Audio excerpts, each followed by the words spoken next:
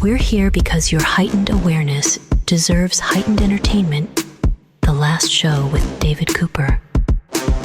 New technology. With what's available today, it feels like we're living in an episode of the TV show Black Mirror. That's the near future dystopian show where sci-fi tech kind of ruins everybody's life. We're talking about how we're basically already there. The show was a great predictor of what's happening now, at least some episodes. We're joined by Nathan Radke, a professor of conspiracy studies. Check out his podcast, The Uncover Up. Check out his upcoming book called The Uncover Up. Nathan Radke, welcome. You got a book coming up. Yeah, thanks for the book plug. That was sweet of you. You can pre-order it, ladies and gentlemen. Okay. Black Mirror, it is a weird show because I remember watching it like 10 years ago thinking this is basically an inch away from where we are now. Now, some of the episodes, thank goodness, have not come true, but some of them were really good predictors of what was going to come. Yeah, I mean, Black Mirror, it's a Twilight Zone-esque show. The implications of new digital technologies are portrayed in a terrifying manner, as they often deserve to be. Things like surveillance and AI and social media and robotics. So it's easy to see why a show like that would be relevant. In fact, it's so relevant that a lot of people have noted that more than a few Black Mirror episodes have ended up coming true. The one that really scares me is this like social credit system. I don't know if it's what they called it on the show, but like how you do on social media assigns you some number and then the government treats you a certain way based on that number. If it gets too low, it's like you've committed a criminal act. This is like, the worry is the government's compiling these numbers on you without you knowing. And then this has already been implemented by some countries, at least in some form. Yeah, this was an episode called Nosedive from season 3. And at first, this idea seems sort of satisfying. I mean, this is the problem with a lot of these texts is that they kind of promise something that almost tempts you a little bit. Because we already do this sort of social credit rating for Uber drivers and eBay sellers. Why not everyone we encounter in our daily lives? Think about how satisfying it would be. You get cut off in traffic. And instead of just flipping the bird at the guy, you give the driver of the car a bad review, which maybe makes it hard for him to buy a house. Just imagine how much better behaved everyone would be if they knew that they were being publicly ranked all of the time. But of course, in classic Black Mirror fashion, this could and will go extremely poorly. I mean, if you're an Uber passenger and you start drifting below 4.5 stars, you can start finding yourselves waiting longer to get a ride or maybe not getting a ride at all. Now, because you were having a bad day a few weeks earlier, you're trapped in a rainstorm instead of hopping into a car. For drivers, they operate on slim margins anyway, and losing their star status can cause them financial peril. And on a society-wide level, who is it exactly that gets to decide what's antisocial and what's pro-social? I mean, the people in power? I mean, exactly. That's how it always goes. It's easy to see how it could switch from what's good for society to what's good for the people in charge. And as you mentioned, we did sort of see this implemented. In 2020, the Chinese city of Suzhou implemented a new system of digitally ranking and evaluating citizens for their behavior. Everybody starts with 1,000 points. You lose points for antisocial activity. You gain points for pro-social activity. And people with higher scores would be given preference for getting jobs and enrolling in schools. And this ran as a trial. It was a very unpopular idea, but we have the tech for it. And you could definitely see something like this being implemented on a wider scale. The weird thing is, if it's implemented properly in like a utopian society with fairness and a way to correct your number by doing charitable acts or engaging in actual pro-social behavior, it doesn't sound all that bad until you start to think about who's running the system, why are they running it, and what are the ways in which it works badly or wrong or unfairly, and then it's a total nightmare. Yeah, and this is the classic thing about utopias and dystopias is that they're so close to each other. This sort of paradise idea that you can conceive of, once you start enacting it, of course, humans get in the way and all of our frailties and our flaws. And it's really, really easy to tip over from utopia into dystopia, especially when you have the kind of reach and the kind of abilities that we have now because of digital media technology. About a couple weeks ago on the show, we covered a new patent filed by Facebook, basically Death Book. Facebook would use AI to train their models on your deceased loved ones and friends' Facebook page. private messages, interactions online, in a way to resurrect them and create a chatbot that was like them. Now, they just patented the tech. They're not deploying it right now, they're saying. But basically, there are other companies and people out there trying to resurrect your loved ones as a chatbot.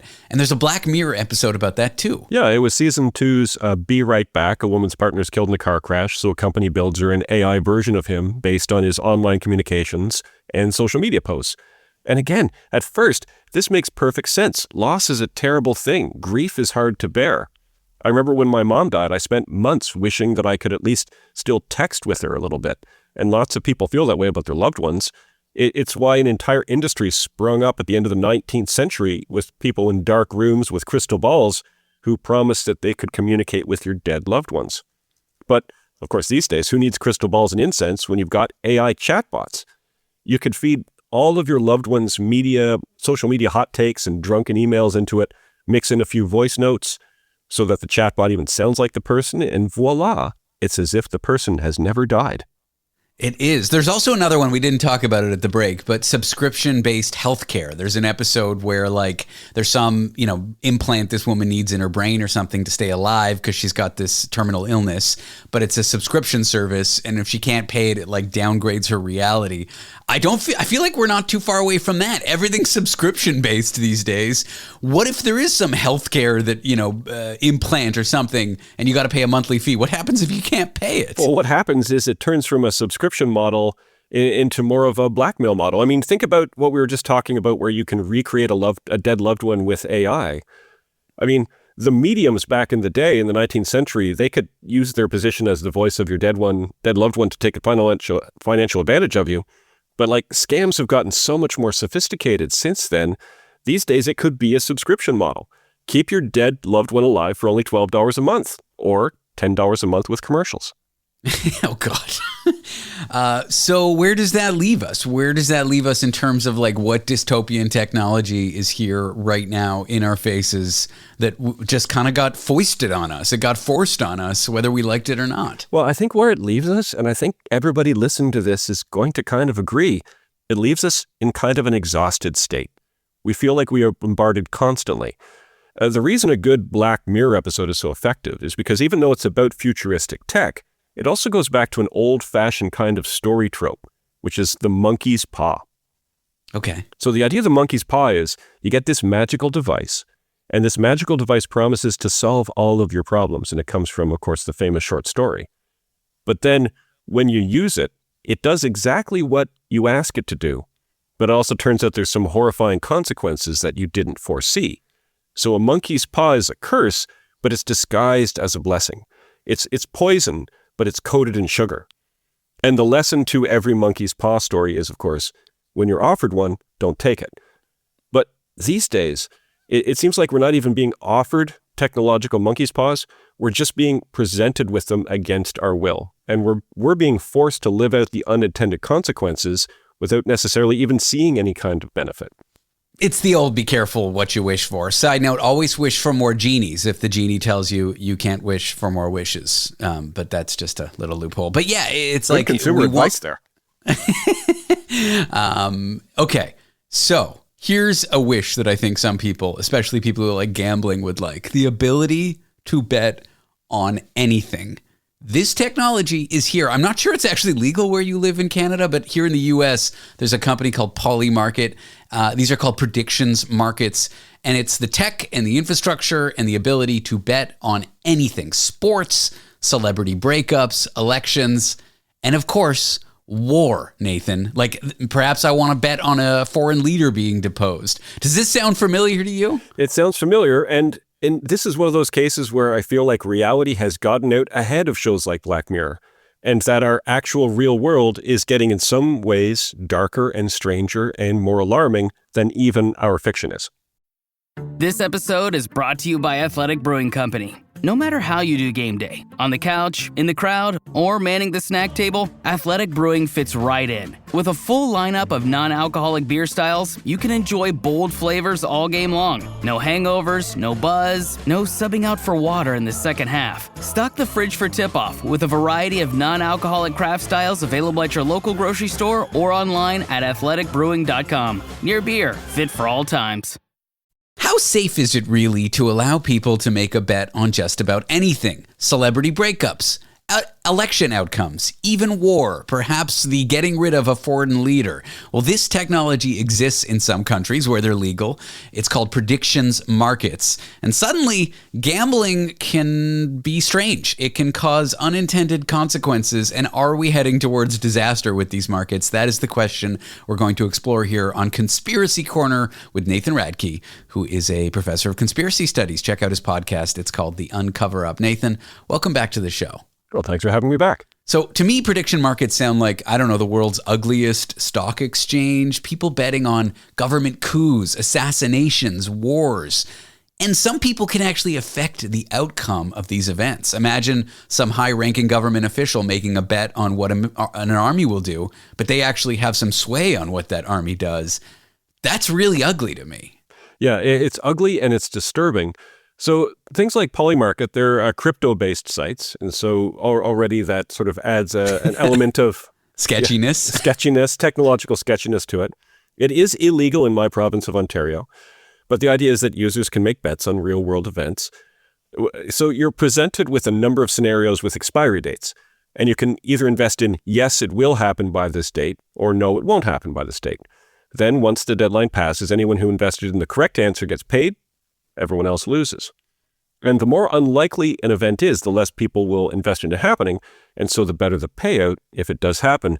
You're better off if you bet on something that is unexpected that ends up occurring. What do you call that in horse racing? The long shot. The long shot. How did I forget that? Taking a long shot, like some foreign leader will be deposed. Exactly. And so you can invest in the outcome of sporting events or Oscar winners or elections. And there's some odder options as well. I checked yesterday. Polymarket said there was only an 18% chance that the American government will confirm that aliens exist by the end of this year. Oh, okay. Well, that one's just fun. I mean... Yeah, that one's fine. A 4% chance that Jesus returns by the end of the year. Okay. And there is an appeal to tech like this because some have argued, again, the utopians, the techno-utopians amongst us, they've argued that Polymarket is an excellent source to assess the likelihood of things occurring because of something called the wisdom of the crowd.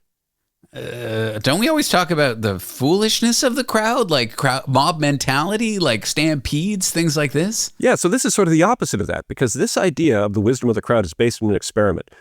Back in 1906 at a county fair, about 800 people took a guess about how much an ox weighed.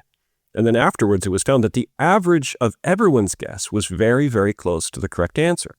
So what's interesting about that is any individual in the crowd probably wouldn't have gotten it right. But as a collective unit, the crowd was very accurate. And so using this concept, it could be argued that Polymarket is the ultimate version of this. We can use the wisdom of the crowd to determine the likelihood of whether certain events will or will not occur in a given amount of time. And Polymarket itself has even positioned itself as a kind of oracle to be used by individuals or even governments to make decisions. I see, like, for elections now, it's like, oh, polls say this, Polymarket says this, like, oh, Polymarket says Trump is going to do this, or this is going to happen in the next presidential election. I hate that, like, news websites are reporting on what these markets are saying because they're giving them that validity, that legitimacy. Well, and we are starting to see this in mainstream news. You're completely correct. And it's because there is something about that veneer of saying, oh, what are the markets saying?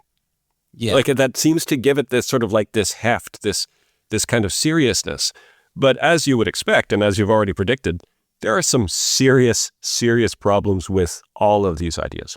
The problem is you're participating in the outcome. When, let's say you make a huge bet, a billionaire makes a bet that some foreign leader is going to be deposed, then it gets reported, and then government officials are like, oh, should we depose this leader? Like the people think we should. All of a sudden you've like influenced the outcome with your bet that is contingent on the outcome. And it can lead to all kinds of wild, unintended side effects when what you're playing with is real world events. Yeah, there's a reason why we don't want our athletes putting wagers down on sporting events, because that's going to affect the sporting event. I mean, that's just one of the issues. I mean, crowds don't automatically have some kind of special insight. The famous crowd from the experiment that guessed the weight of the ox at the county fair, they would have had a lot of experience and knowledge about ox weights. They weren't just coming in blank. And as you've pointed out, crowds can be manipulated as well. If you had primed that crowd ahead of time, even a little bit, even subtly, you could have sent their estimate higher or lower depending on where you want it to go. But the main issue, and this is what we've talked about, is that the odds on Polymarket are affected by the wagers, which means that there are several disturbing ways to play with the way the site works. Because let's say you're a state and you want to invade another state, but you want it to be a surprise, because the best invasions are always surprising. But you know that the government of the state you're about to invade uses Polymarket to make predictions which affect policies. So you place a few $1 million of bets against the invasion, which then drops the likelihood of that happening on the site. Your enemy looks at the odds and says, hey, I guess we're safe for now. And then you roll the tanks in. Because a few $1 million is peanuts to spend on an effective disinformation campaign. Should governments be monitoring these markets and trying to come up with a strategy? It's just so sick. The more you dig into it, and the more you dig into the ugly possible outcomes, to me, there's no good reason why we should allow this kind of betting. No, they absolutely should not be, because it is in no way is it safe. Instead, what you have here, rather than an accurate way to gauge the wisdom of the crowd, as many problems as there are with that anyway, what you've ended up with here is yet another vector through which wealthy and powerful people can expand their influence over other people's beliefs just by throwing money around. Not to mention manipulation, right? Here's an ugly example. Well, we don't need to talk about governments and wars. I think I said this before the break. You place a big bet on an athlete to lose, but you're secretly a mobster. You have power in that way. And then you send out one of your henchmen to break the athlete's leg before the game. You could manipulate real world events to make yourself richer and cause horrible consequences, horrible outcomes for people.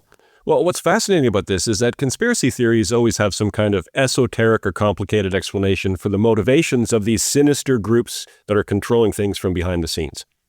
But the truth of the matter is, and we're seeing it in stuff like this Polymarket problem, motivations are often a lot simpler than we expect. Money. Exactly. Financial motivations are amongst the most common. So we could be in a situation where there are shadowy groups manipulating the world from behind the scenes, but they're just doing it to improve their crypto portfolio. And there's some even more disturbing aspects than that we can look at. Well, let's quickly look at them. Okay, so what if people in power start using Polymarket as a way of just grabbing some quick cash? As hard as it may be to believe that people in power would be so venal and greedy to abuse their position to make some cash. But right before the American invasions of Venezuela and Iran, there were very large bets made on Polymarket that those events would occur. And the odds were very slim at that point, so those bets made a lot of money. And we don't know who made those bets because of crypto. So we don't know if there were people who had inside knowledge, but they easily could have been. But the most disturbing possibility of all, what if people in positions of power start making decisions that cause events to happen in order to clean up on Polymarket? Because then at this point, it's not that these markets are predicting the future. They're incentivizing people to make specific futures happen. Okay. On the flip side, what if they make bets to universal healthcare is going to happen? Could this be used for good, even though the shadowy figures are behind the scenes? Can't we just tell them to profit illegally and unethically? Although I'm not even sure it's illegal. That's the scary thing. But could we just incentivize them to profit off of positive world events? Can't we just flip the script here? I bet that we're not going to invade a country by this date. So what I've just heard from you is, hey, can't we use this monkey's paw to maybe wish for some good things? Well, I know the answer is no, but I'm just because this technology exists. It's here with us. What do we do? Well, the answer is probably going to be regulation, unfortunately.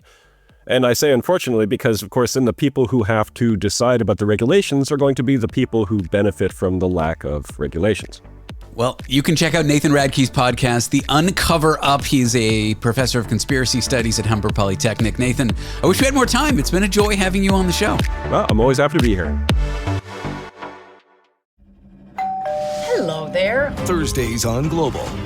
I'm Madeline Matlock. She's the lawyer with the legendary name. Don't underestimate Miss Matlock. This woman's a shark. You know it, baby. The one you can trust, even if she has to bend the rules. Things aren't always as black and white as they seem. To crack a case. This is how I get things done. Emmy-winning actress Kathy Bates is Matlock. All new Thursdays at 9 Eastern on Global. Stream on Stack TV.